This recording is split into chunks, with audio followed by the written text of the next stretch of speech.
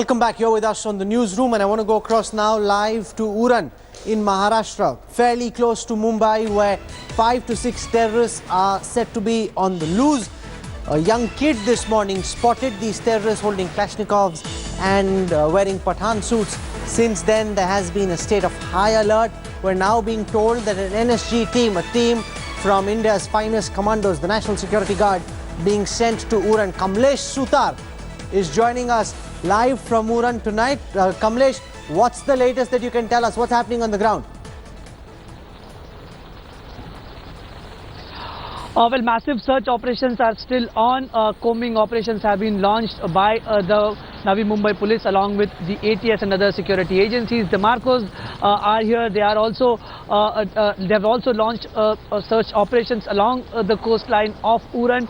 The security agencies are taking no chance. They are not leaving any stone unturned.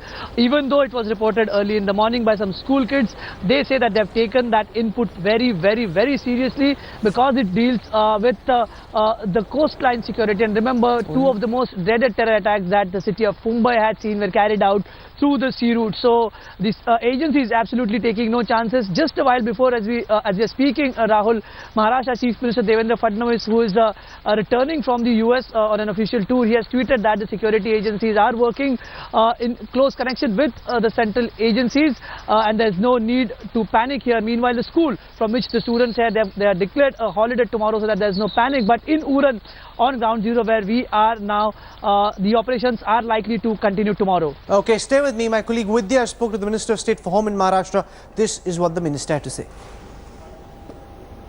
Civil police and the defence forces are conducting combing operations across Navi Mumbai and Mumbai, looking for a few suspects. I have the Maharashtra State Minister for Home, Mr. Deepak here. Sir, could you tell us what exactly is this information that the kids had really given out early in the morning? Actually, the information given by the students was regarding few suspicious people, and whenever such information comes to department, we cross-check it and we start acting on it as well. So all the agencies are in Mumbai, Navi Mumbai, and they are conducting the combing operation, and situation is under control. Whenever the truth comes, because every information is to be cross-checked, and on that basis only usually the department works. So there is no reason for any worry. People should remain calm. They should not believe any of the rumors those are being spread.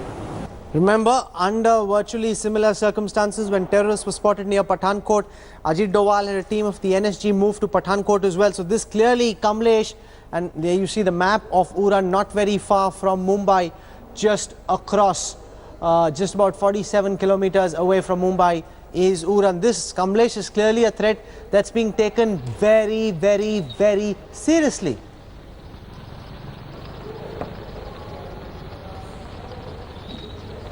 Kamlesh?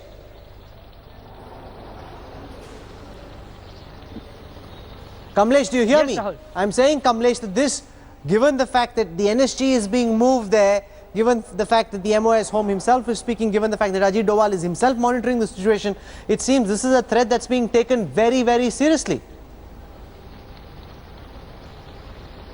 Well, indeed, the way the kid narrated the entire incident to the school and to the authorities, she saw a few men with backpacks, armed, their faces masked, and they were talking about school and ONGC. They verified it again and again, and they spoke to the girl. But given the fact that any input with such gravity cannot be ignored, not only Uran or the vicinity, an alert has been sounded at important installations at the Gateway of India, also at the BRC and other important locations. Meanwhile, when I was coming to Uran in the afternoon, there were massive search on the streets, on every road that perhaps led to Uran or out of Uran. So the security agencies, the ATS also has sprung into action. The Navy has, the operations for the day were over in the evening, but they've still asked their commandos to be on standby, irrespective of the search operation or the combing operation that are going on. So they don't want to leave any stone unturned. Remember, Rahul, as I said earlier, the sea route has always been used to carry out terror strikes in Mumbai, and with this kind of an input coming in, they would not take any chances. This is a story Kamlesh Sutar and his team will track very closely all through the night today. A long night this for forces in and around Uran. A young girl saying she's seen 5 to 6 terrorists on the loose there. That threat being taken seriously. Let's now look at India's response to Nawaz Sharif's address at the UNGA in New York, because Nawaz Sharif was all bluster, a lot of lies. India very smartly invoked the right to reply, brought about a young diplomat who went and hit back point for point, rebutting the points made by the Pakistani Prime Minister. She even called Pakistan the Ivy League of terror. This indigenous uprising of the Kashmiris have been met as usual with brutal repression by India's occupation force of over 500,000 soldiers. Within hours of this provocation by Pakistan, India's brutal counterattack in the UN General Assembly. State sponsor of terror, host to the Ivy League of terrorism. Nuclear proliferation record marked by deception and deceit. Global epicenter of terror. Diverts aid money for terror. Unprecedented, uncharacteristically strong language by India. Pakistan is a country with democracy deficit. In fact, it practices terrorism on its own people. It extends support to extremist groups, it suppresses minorities and women, and denies basic human rights, including through draconian laws. The rebuttal, word for word, phrase for phrase, a clear hint that Modi government means business this time around of India's intent to isolate Pakistan. I would like to inform the General Assembly that Pakistan will share with the Secretary General a dossier containing detailed information and evidence of the gross and systematic violations of human rights committed by Indian forces in occupied Jammu and Kashmir. Terrorist entities and their leaders, including many designated by the UN, continue to roam its streets freely and operate with state support. With the approval of authorities, many terrorist organizations raise funds openly in flagrant violations of Pakistan's international obligations. Also a reminder to the world of Pakistan's link to the worst ever terror attack in the UN host city.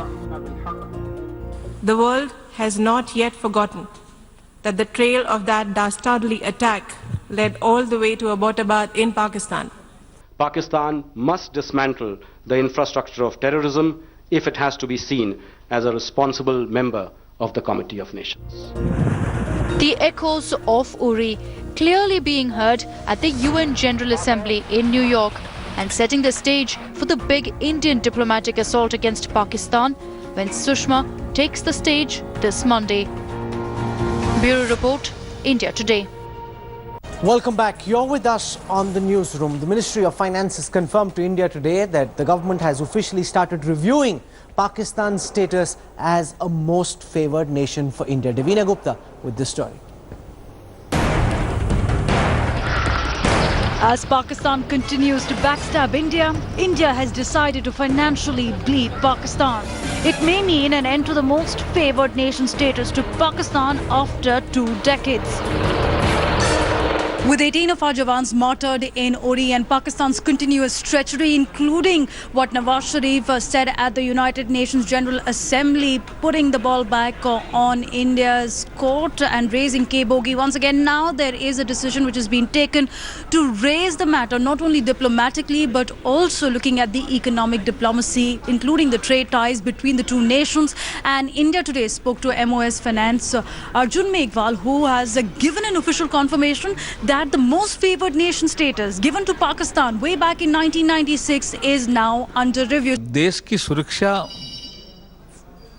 सबसे सर्वोच्च प्राथमिकता में रहेगी. It was in 1996 that Pakistan was given the most favoured nation status to ease entry of Pakistani goods in India. While Pakistan has not granted the same status to India, The NDA government is mulling to cut the estimated $4 billion trade accord with Pakistan and even globally isolate Pakistan at trade fora. Trade, economy, ये ऐसे aspect हैं जो देश को मजबूत करते हैं निश्चित रूप से, लेकिन देश की सुरक्षा और देश की अखंडता हमारे एजेंडे में सर्वप्रथम रहेगी, सर्वोच्च रहेगी. So as India corners Pakistan on the world stage, the economic warfare is yet another strategy from the Modi government to checkmate Pakistan's treacherous terror plot. Your report, India Today. Before we go any further, here's a quick look at some of the other big headlines on the newsroom today. In his Raebareli pit stop of the Kisan Yatra, Congress Vice President Rahul Gandhi took aim at the Prime Minister. Rahul Gandhi accused the Modi government of ignoring the concerns of the farmers while only travelling abroad. Prime Minister Modi today met the entire contingent for the recently concluded Rio Paralympic Games. The Paralympians won a total of 4 medals, 2 gold, 1 silver and 1 bronze. The Delhi court today granted bail to the Aam Aadmi Party lawmaker Manatullah Khan, who was arrested in connection with a sexual harassment case filed by his relative. This comes after the investigator claimed that the case against the Okla MLA was complete. A pregnant woman in Odisha died after being carried on the shoulder to the village health centre after failing to find an ambulance following his wife's death.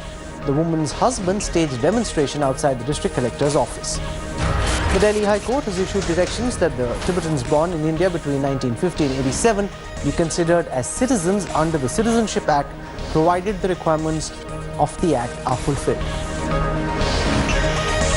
This is where we wrap up the newsroom tonight. I look forward to seeing you at 10 p.m. tomorrow evening with another cracking edition of the newsroom. Till then, from all of us here in the India Today newsroom, goodbye, good night.